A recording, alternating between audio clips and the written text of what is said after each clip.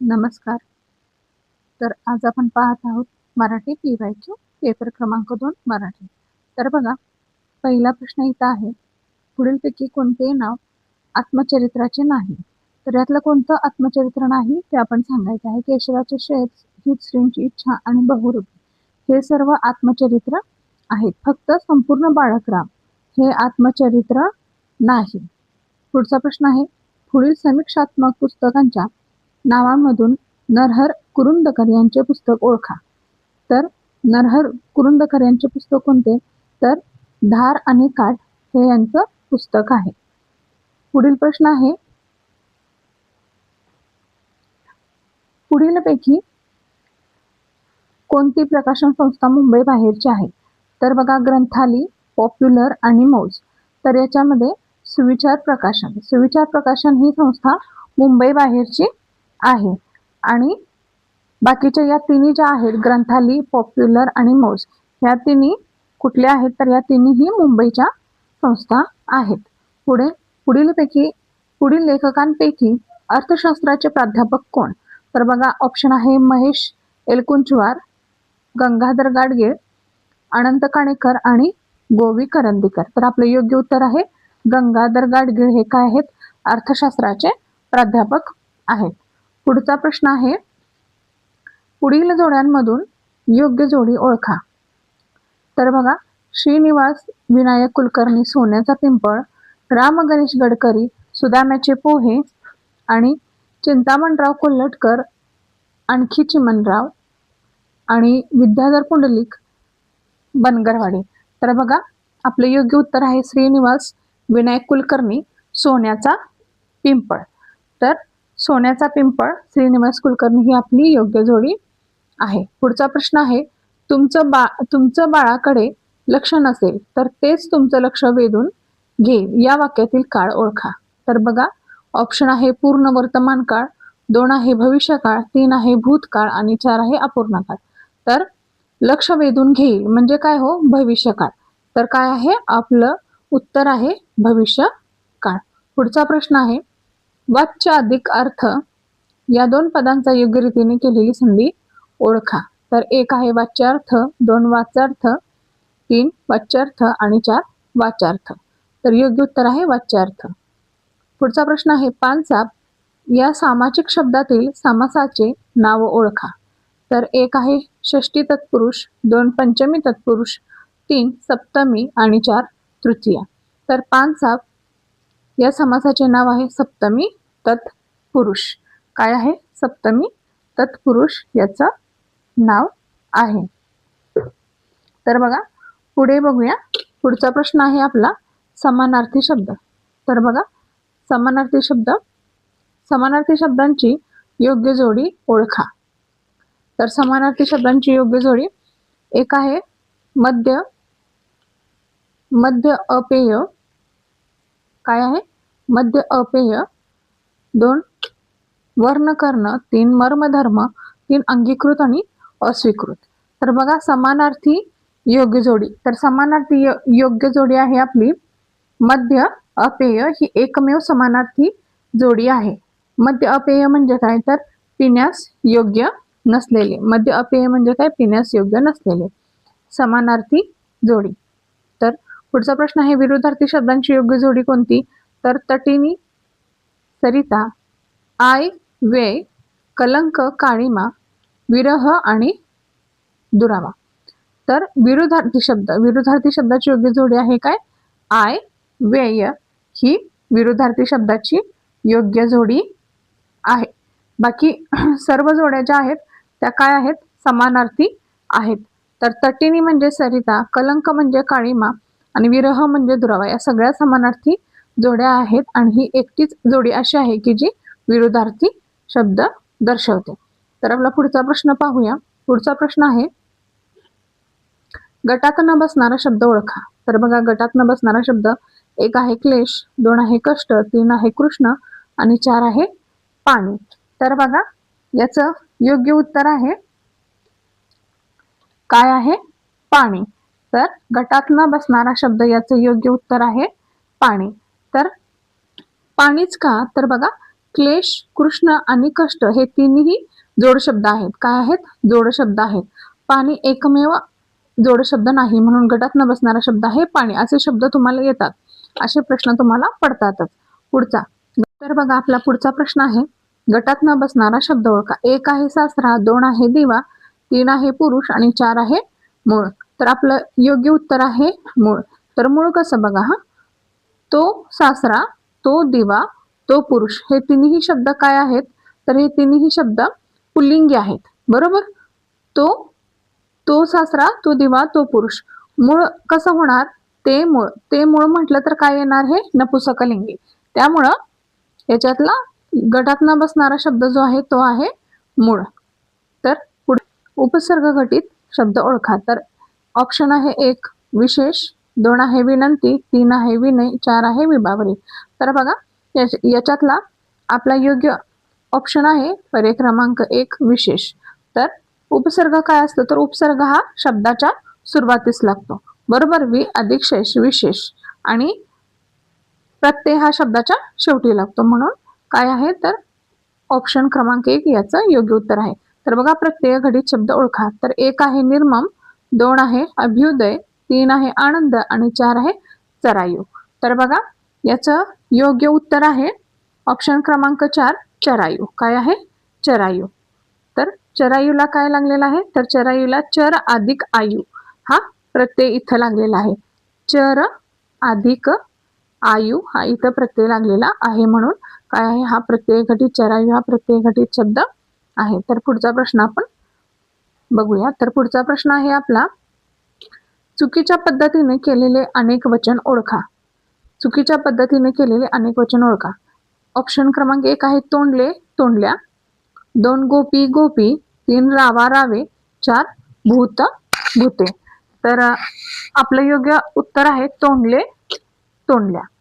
पुढचा प्रश्न आहे, पुढील जोड्यांमधून भिन्नलिंगी जोडी ओळखा. तर बघा, 1 काया, पगडी, 2 शरीर, देह, 3 आकाश, गगन, 4 प्रकाश, उजेड. तर बघा, आपलं योग्य उत्तर आहे शरीर, देह. तर बघा, कसं शरीर देह येतं? तर भिन्नलिंगी जोडी आपल्याला ओळखायची. तर बघा, इथं काया कसं येणार? ती काया, ती पगडी, स्त्रीलिंगी, स्त्रीलिंगी. ते आकाश, ते गगन, तो प्रकाश, तो उजेड, ते शरीर आणि तो देह. बरोबर.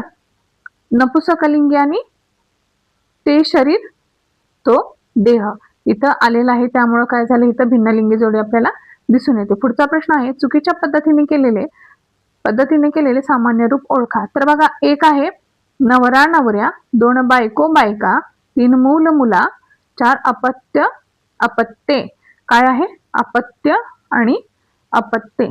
तर बघा, याचं योग्य उत्तर आहे पर्याय क्रमांक 4 अपत्य, अपत्ये हे याचं योग्य उत्तर आहे. तर पुढचा प्रश्न बघा, पुढचा प्रश्न आहे, पुढचा प्रश्न पाहूया. हिमालयात ज्या नद्या उगम पावतात, हिमालयात ज्या नद्या उगम पावतात त्या बहुतेक गंगेला येऊन मिळतात. या वाक्यात कोणत्या प्रकारचा शब्द मुळीच आलेला नाही? तर बघा, हा विशेष नाम, सर्वनाम, भाववाचक नाम आणि सामान्य नाम. तर बघा, याच्यामध्ये कोणतं नाव आलेलं नाही? तर याच्यामध्ये भाववाचक नाम आलेलं नाही. पुढचा प्रश्न आहे, भाववाचक नामाचे चुकीचे रूप ओळखा. तर बघा, 1 आहे वैविध्यता, 2 आहे सौकर्य, 3 आहे सामिप्य आणि 4 आहे मधुरता. तर बघा, याचं योग्य उत्तर आहे भाववाचक नामाचे चुकीचे रूप. तर काय आहे चुकीचे रूप? वैविध्यता हे आहे चुकीचे रूप. तर पुढचा प्रश्न आहे, आकाशवाणी द्वारे जागतिक पातळीवर संदेश पोहोचवला जात असतो.